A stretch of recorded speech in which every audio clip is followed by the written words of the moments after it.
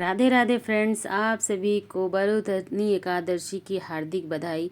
तो एकादशी का व्रत सभी व्रतों में सफल माना गया है, जो कि बहुत ही उत्तम व्रत होता है। तो एकादशी के व्रत के दिन हमें लड्डू गोपाल की सेवा कैसे करनी है, या फिर आप जिस भी स्वरूप को रखते हैं, नारायण का जो भी स्वरूप रखते हैं, तो आप एकादशी के दिन पूजा कैसे करते हैं, तो आइए हम जानें।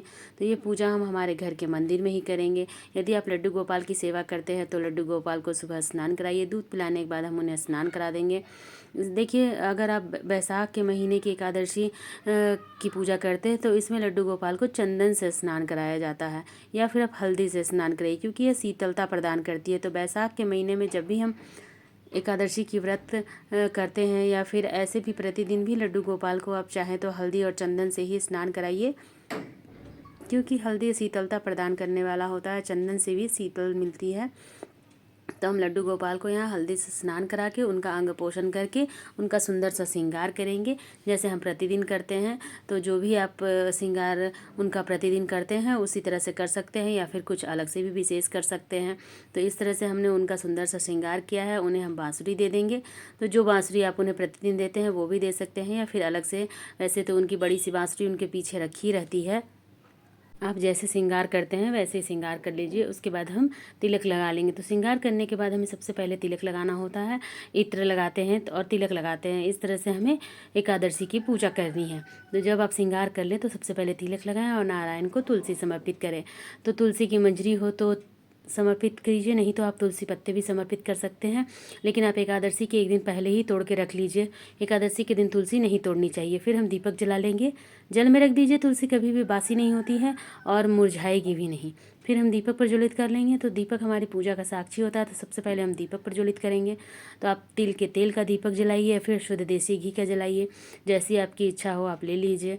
यहाँ पर हमने लड्डू गोपाल को रखा है, गैया रखी है और बछड़े भी है साथ में। तो हमने उनके पूरे परिवार को, जो भी लड्डू गोपाल के सखी सही साथ में है ना, सब साथ में ही हम रखेंगे।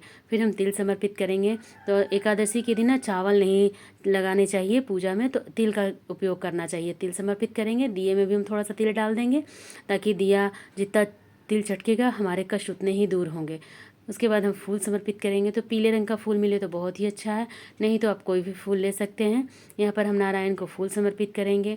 और बरुथनी एकादशी के दिन हम प्रार्थना करेंगे कि हमारे सभी कष्ट, हमारे पापों से हमें मुक्ति मिले। एकादशी का व्रत करने से हमें हमारे पापों से मुक्ति मिलती है। तो इस तरह से आपको पूजा करनी है। इसके बाद हम भोग समर्पित करेंगे। तो एकादशी के दिन देखिए, जो भी भोग समर्पित कीजिए वो फलों का ही भोग समर्पित होता है, और तुलसी पत्ते के बिना तो नारायण कोई भी भोग स्वीकार ही नहीं करते। तो हम तुलसी पत्ता जरूर डालेंगे। तुलसी दल या तुलसी मंजरी आप जरूर रखिए नारायण के भोग में, इसके बिना वो कोई भोग स्वीकार नहीं करते। जो भोग हम गणेश जी को लगाएंगे उसमें हम तुलसी के पत्ते नहीं डालेंगे। तो गणेश जी को हम यहाँ पर अलग से भोग लगाएंगे। हम यहाँ मंदिर में ही पूजा कर रहे हैं, अलग से चौकी हमने नहीं लगाई है। तो हमने गणेश जी की मूर्ति जो हमारे घर के मंदिर में रहती है उसी के साथ हमने पूजा की है। यदि आप अलग से चौकी लगाएंगे तो गणेश जी की प्रतिमा आपको अलग से स्थापित करनी होती है। उसके बाद हम जल समर्पित करेंगे। और देखिए, बैसाख के महीने में जो बरुथतनी एकादशी होती है उस दिन हमें एक मिट्टी का घड़ा नारायण के लिए रखना होता है। तो आप लड्डू गोपाल के लिए छोटा सा मिट्टी का घड़ा, उसके ऊपर ढक्कन और ग्लास रखकर हमने रख दिया है। आप नहीं है तो तुलसी के पत्ते डालकर ही रख दीजिए। तो इस तरह से आपको एकादशी की पूजा करनी है। उसके बाद हम हाथ में फूल लेंगे और प्रार्थना करेंगे कि प्रभु हमारे कष्ट को दूर करें, हमारी मनोकामना पूरी करें, और हमने जिस भी मनोरथ से यह व्रत किया है उसे पूरा करें। उसके बाद हम आरती करेंगे। तो सबसे पहले हम गणेश जी की आरती करेंगे। बहुत ही प्रेम पूर्वक हमें गणेश जी की आरती करनी है। उसके बाद हम लड्डू गोपाल की आरती करेंगे। ओम जय जगदीश हरे की आरती करेंगे। मतलब जो भी विष्णु भगवान की आरती है वही लड्डू गोपाल की भी आरती होती है। इस तरह से हम आरती करेंगे। हस्त आरती देते हुए हम अपनी पूजा में रही कमियों के लिए क्षमा याचना करेंगे।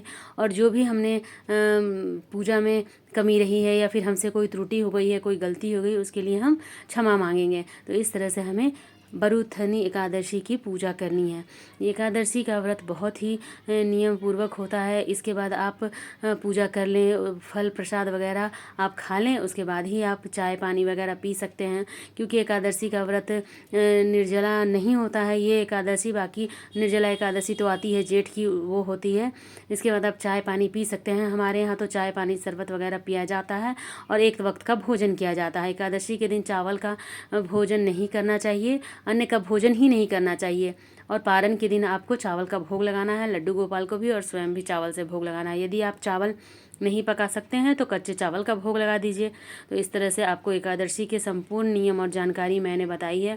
यदि कुछ रह गई हो तो आप मुझे कमेंट करके ज़रूर बता दीजिएगा, मुझे भी आपके थ्रू जानना अच्छा लगता है। राधे राधे फ्रेंड्स, जय श्री कृष्ण।